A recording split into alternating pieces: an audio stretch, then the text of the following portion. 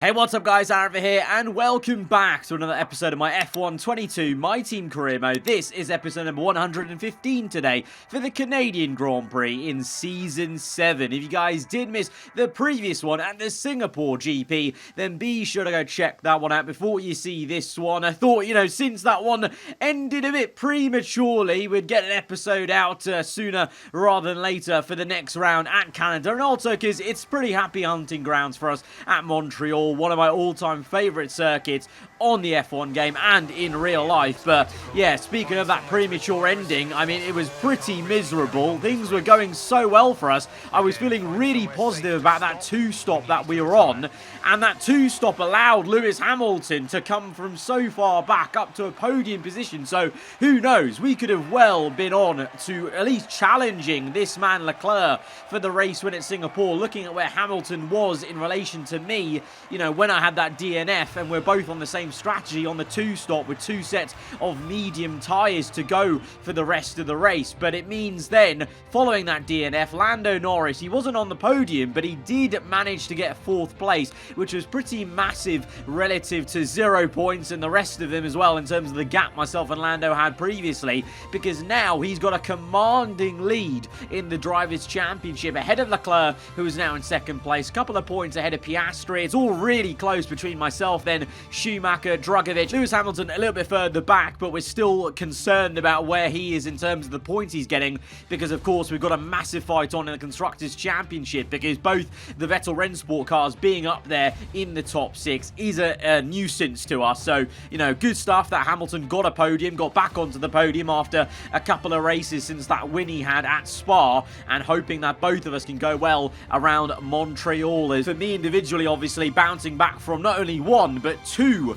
0 points finishes from that DNF we had at Imola, with that, glitch with the safety car taking people out, and then just an engine failure. It wasn't the most ideal way to bounce back from Imola, and so we need to bounce back from both of those races, basically, effectively. There's some rain in the air, though, around Montreal, so that might be a spanner in the works for us. It's all dry right now, but you can see in the cloud cover, it's looking a bit grey and doom and gloom in the distance, so there may be some rain on the way on Saturday. There definitely is some rain maybe forecast for tomorrow's race on Sunday. So a bit of a compromise on this setup. Slightly higher wings, but not too high, because even in the wet, you do need some good straight line speed around Montreal. So just kind of going to have to wait and see how the pace is on the intermediate or full wet, whatever we have to use. But for now, in dry conditions, the car's going well, I'm going well up there with Leclerc. One man that hasn't gone well in Q1 is Fernando Alonso. A bit of a shock exit for him in the Andretti Honda, and his old team from the first half of the season, Aston Martin, they get out with Sergio Perez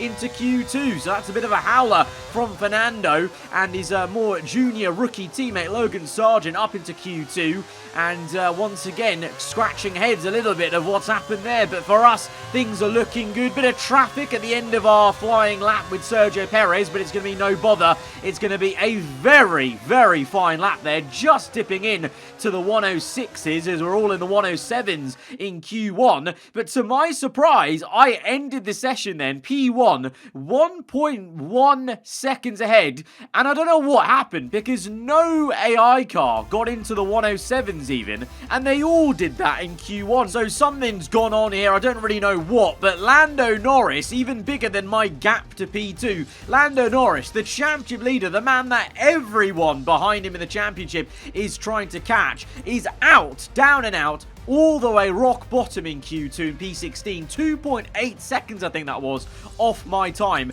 So I don't know what went on. Potentially maybe the rain came at the end of the session and all of these guys left it too late, because I went straight out. That flying lap I did was right at the start of the session, because when we go into Q3 it is now intermediate conditions. So the only theory I have is either it started to rain very soon after I did my flying lap, and that's why no one's lap times were that great, because the circuit was damp, or it's just a weird kind of glitch simulation with the AI times. You know, we've had it before, you know, when the AI, you know, they've simulated their times and they've gotten so much quicker. Well, this time it's their turn to get so much slower into Q2. Either way, it's happy days and a miracle for all of us concerned. Leclerc, Piastri, Hamilton, Schumacher, Drugovich, myself in the championship. To see Lando Norris down and out in P16, that's what you want to see, because now that gives us all a massive open goal to try and catch up in the standings. But of course, we've still got the business work to do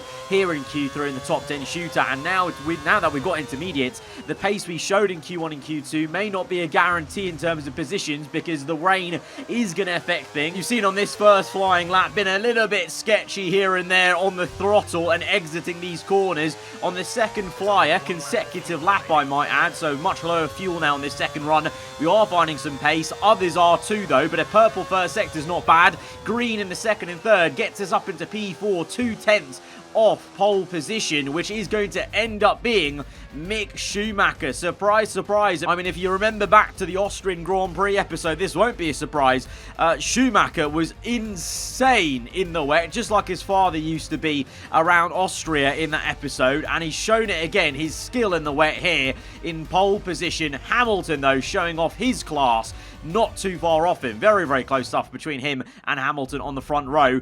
We're alongside Leclerc. That's a little bit sketchy, but we're going to try and have to make the most of it. But great stuff to have myself and Lewis up there in the top four. That is amazing. But great showing for Logan Sargent, let's say. Again, he's pulled a result out of the bag on Saturday. P5 on the road on Inters in the Andretti. He's the top American car. You know, both Haas cars have been outdone. And Tsunoda showing the Audi did have some decent pace to be up there. So Lando will be ruining that knockout in Q2 even more so than he probably might have done if Tsunoda was down, you know, in P9 and 10, let's say. So, yeah, this is a big opportunity for all of us there to get some good points on Norris, the championship leader. But, like I said, there is rain forecast for tomorrow's race, so we're going to just have to take it as it comes, see what the tyre wear's saying once we go into the dry tyres, and who knows how long the wet period will actually last, in the first place. So, let's go to the grid then. From second row, dead behind Lewis Hamilton on the road. Let's see what we can do. Let's go to the race. It's time once again then to go racing here in Montreal, the second largest French-speaking city in the world, and home since 1978 to the Canadian Grand Prix. It's a tricky circuit to tackle in wet conditions, with top speed still of critical importance down the long back straight. There are 2.7 miles and 14 corners overall on this circuit that in the dry can see average lap speeds of around 130 miles per hour. We'll be lucky to get anywhere near that today. Off the back of a fantastic qualifying session, it's time to see how our starting grid looks like for today's race. Mick Schumacher lines up on pole position, and it's Lewis Hamilton alongside. Looking down the rest of the grid, we have Leclerc, the owner driver, Logan Sargent and Tsunoda, Oscar Piastri, Hülkenberg, Sainz and George Russell, Drugovich, Perez, Daniel Ricciardo and Liam Lawson, Magnussen, Norris, Max Verstappen and Alex Albon, Fernando Alonso, Schwartzman, Gasly and Théo Pourchaire. It's almost time for the lights to go out, so let's head down to the track where preparations are underway. And a warm welcome to Natalie Pinkham, who's beside me in the commentary box today. Can we begin by having a chat about Charles Leclerc? That was a great win in the last race, but can they keep that momentum going into this weekend? It's always nice to come into a Grand Prix weekend on a high, but your expectations are based much more on your practice and qualifying runs. So it's the momentum from those sessions that they'll be hoping to carry into the race today. So it's going to be a wet and wild start then around Montreal for the beginning of this Grand Prix. Although the weather forecast icons on the strategy screen, I want to say, they were all just for overcast. So we've got rain, but I wanted to instantly check the weather. And according to my engineer, he said 10 minutes there, 5 to 10 minutes of rain, and then it'll be gone. And, you know, there's not even too much spray being kicked up from the cars ahead of us. So I suspect maybe as soon as we start the race, within a couple of laps, maybe in terms of actual rainfall, there won't be any, and it'll just be a case of the track drying out. So we could have dry tyres, well within a third of this race. Going into it. So a brief stint on intermediates and then dry tyres to the end. There might be enough laps where there might even be 2 pit stops involved in this race for a second set of dry tyres, depending on the tyre wear and compounds we all choose. But these first few laps are going to be a bit dicey on the intermediate. Schumacher on pole, Hamilton, our teammate, right ahead of us. We've got, one of our bitter rivals from this season, it would seem, Leclerc alongside us. So this is going to be a very intriguing turn 1, but all of us can win big today in terms of points versus the championship leader Lando Norris as we go to 5 red lights and we're underway for the Canadian Grand Prix. It's a fantastic start for us, so much so that we get boxed in because Hamilton's had a shocker. He boxed us in with Leclerc, obviously not on purpose, but just unfortunate. I had nowhere to go and instead we're watching Leclerc have a go at Lewis. You're frustrating to be on the right hand side of the grid there, because if I was on the left, I definitely would have been able to overtake Leclerc, but Leclerc blocking us off on the left, Hamilton ahead of us, so we have to settle for P4, but it's all rather sketchy on the throttle. Heavy fuel as well, very nimble around the kind of, curbs to make sure we don't stuff it in the wall too early on. A bit of opposite lock needed, and a look back in fear where Logan Sargent is, and into the final corner. It's a double lockup, and we have to bail out of it. We have to go to the escape road to keep it going, and that's going to invite Sargent, of all people, to come in for the overtake maybe. The Andretti on the outside, we defend the inside successfully, and instead Tsunoda tries to be a bit cheeky in the Audi to try and get up into P5 himself on the rookie. Meanwhile, Schumacher already 1.5 seconds ahead of Hamilton in the lead, so Schumacher looking supreme in these wet conditions. Lewis trying to shake the leg of Leclerc and get away and try and get his head down to chase after the German, but the German's looking super good. And Lando Norris, that's him coming out the pit lane on lap 2. It's a disaster for the championship leader. Contact with one of the Red Bull Fords. This was on lap 1, a replay, so a bit of minor contact there. Don't know if he actually broke anything of his front wing there, but maybe there's more contact to come. Yeah, I mean, that'll do it. I'm pretty sure that's broken his front wing. I mean, visually speaking, doesn't seem like he's actually got any damage visually, but maybe he's just got a minor tap that warrants a front wing change. And then, later on that lap, we do confirm, he comes in and he changes his front wing. So it's an absolute howler and disaster for the championship leader. And it's, a rejoicing moment for the rest of us, because now it's going to be very difficult for him to come back in this race now, having made an extra pit stop, within a lap of the Grand Prix going underway. And now, lap 9, quite a few laps later, but now we've finally got into a groove in this Grand Prix, trying to go down the inside of Leclerc. He's defended well in the Gulf Porsche Williams, sends us to the outside, and we just can't find any semblance of traction through that right-hander. So Leclerc fights another day in P3. Meanwhile, Hamilton has been pulling away. You can see that gap is 3.3. He's actually now on the back of Schumacher, doing very well. Both of them trading fastest laps of the Grand Prix as we go for the second time lucky now on the outside of Leclerc. Double lockup again in this race for the second time, and we go off circuit, and Leclerc defends successfully again into turn 1. That's frustrating. We're now about a third of the way through this Grand Prix, and all we've got to show for it is 2 half-hearted attempts at overtaking Leclerc. You can see Hamilton, though, within 1 second of Schumacher now on lap 13 onto 14, but they're both going to come in as it does look significantly drier. There's no spray coming off those tyres, so they're both in. Leclerc's in. We are not, because as we cross the line, we've actually had some really solid pace now, finally, on these intermediates.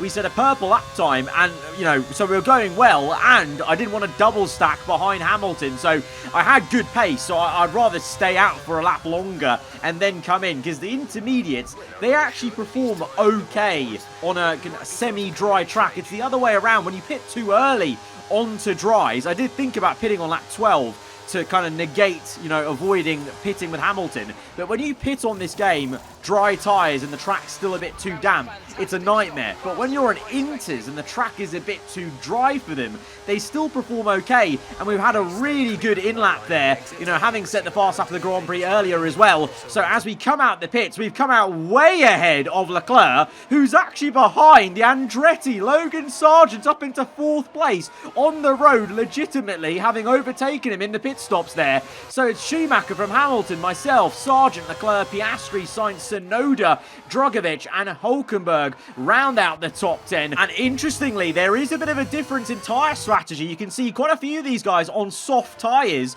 the red wall, but we've got Sargent on medium, Sainz and I chose to go onto medium tyres because that's what that's the tyre compound my engineer recommended to me. But these guys, the leaders, on soft, so they will be definitely pitting again. Whether we do, I'm not sure right now, but Sargent is struggling versus Leclerc, locks up into the hairpin, nearly goes straight on. Leclerc down the inside, but the American is able to get the traction to stay ahead for now. But surely Leclerc on the softs will be hoping and will be expecting to get past him eventually with the DRS open. Goes for the move on the inside. Can Sargent come back at him? No, he can't. Has to slot in, and the Williams is up into P4, and now maybe even Piastri might fancy a move on the American. It's the two American teams going at it. Piastri on the inside. Sargent gives it a bit of welly through the first 2 turns. They're still side by side. The Haas surely should have this on traction, I would say, on the soft compound, but Sargent is putting up such a good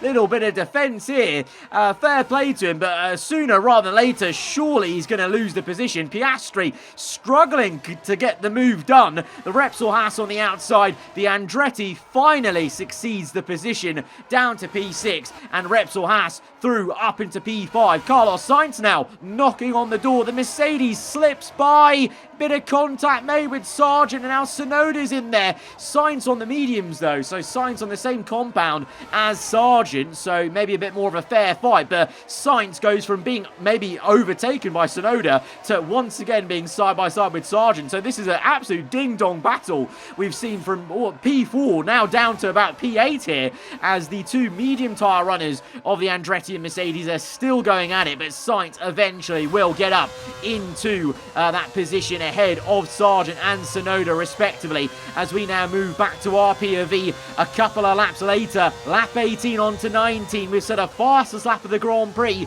as now the guys on softs, their tyres are wearing out, and my mediums are the better race tyre to be on at this moment in time. Can Hamilton make a move on lap 19 here? He's within 1 second. DRS open on Mick Schumacher. These two have been right at the forefront this entire race, but Hamilton's just not getting close enough on that first DRS zone, and it means going to turn 1. He's getting close, but just not close enough to make that dive bomb to try and get first place. But these two pushing each other, keeping each other honest in first and second place. Meanwhile, for myself in third, we're just trying to catch them, and we are. But as we go into the next lap 21, those two come in, of course, because they can't go the distance on soft tyres. So I take the lead of the Grand Prix. And the thing is, my engineer recommended me mediums when I came in. But before I came in, before Hamilton had made his pit stop, they recommended me soft to medium, and I reckon that's what they're doing right now. But my engineers pulled a blinder,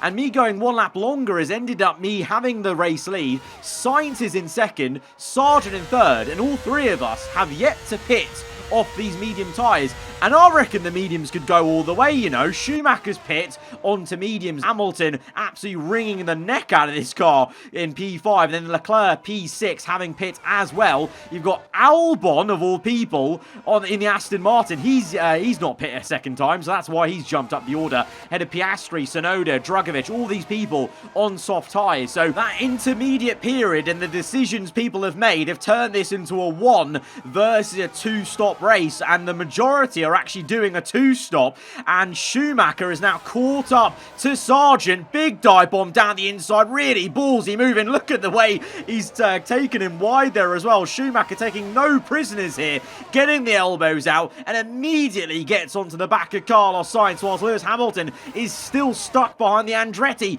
Schumacher this time on the outside of turn 1 to the inside for the second turn. Will he get the traction? Surely he will, because he's on the fresh fresher mediums. You know, Sainz have been on those mediums since, you know, lap 12, 13. The Mercedes puts up a gallant fight, though. Really good effort from him. Schumacher, though, eventually is going to get up into second place. But then there comes Logan Sargeant with the dive bomb. Opportunistic from the American, catching Sainz napping. And the Andretti sails round the outside to get up into P3. Hamilton now having a go at Carlos Sainz. Will he make it? Sainz tries to defend, but it's no use. He gets all crossed up and almost spins it, maybe even. And Hamilton up into P4. But now Lewis has to get the overtake done on Sargeant to get back to where he was behind Schumacher. But even with that, through all of this, I've just quietly inherited the lead, and I've kept it this entire time because the mediums can go the distance. There is going to be a lot of tyre wear right at the end of this race, but as the Hamilton overtakes Sargeant, Leclerc overtakes Sainz, you know, as much as these two stoppers have some great pace, the distance I had to Schumacher in terms of delta time, you know, it was a good 10 seconds. It's just too much. You know, he's brought it down to 6.7, but it's no use. And Leclerc now overtakes Sargeant, so Sargeant and Sainz were there with me doing a one stop, but they've fallen away so much they're going to have to settle for P5 and P6. But for me, I'm looking to settle for P1 as Kevin Magnussen is disqualified on the second last lap of this Grand Prix. What on earth has happened there for him to get disqualified in this race? So watching the replay as his teammate gets up into a top 5 position at the sharp end of the race, Magnussen is spinning at the hairpin and he's just stopped on circuit. He's just waiting. I think he was trying to let these cars by, but instead he's caused havoc. The Aston Martin almost drives into him. He then reverses into the racing line to block the Red Bull further, and there's been a crash behind. That Mercedes has no front wing, and I think that Audi is Lando Norris. Absolute chaos has occurred right at the end of this race. What is this? Absolute car park scenes here, and Lando Norris gets caught up in it. He's going to watch Magnussen reverse onto the grass, and the Mercedes broke his front wing as the Aston Martin also reversed. So absolute pandemonium at this hairpin in the last 2 laps, but it's all calm in my world. I mean, look at the tyre wear. We're getting towards puncture region on that rear left tyre, but we've managed this perfectly, inch perfect, to the last lap of the Grand Prix. It had been all Schumacher and Hamilton in terms of the intense pressure and race for the race win, but we've ended up smashing and grabbing it and stealing it away from them. With one less pit stop, we managed the tyres well, kept things calm and cool and collected, and here in Montreal, we take victory. It feels so sweet, especially after the 2 races we've had, Imola to Singapore. We deserve this. We deserved a bit of luck and ingenuity from my engineer with the one stop. Get in there. Flawless performance here then, and a commanding victory. Natalie Pinkham, how do you think they were able to set themselves apart today? I think it was clear what the main contributing factor out of the track was: speed. It sounds like an awfully reductive statement, but fast cars win races, and we saw that today with our winner.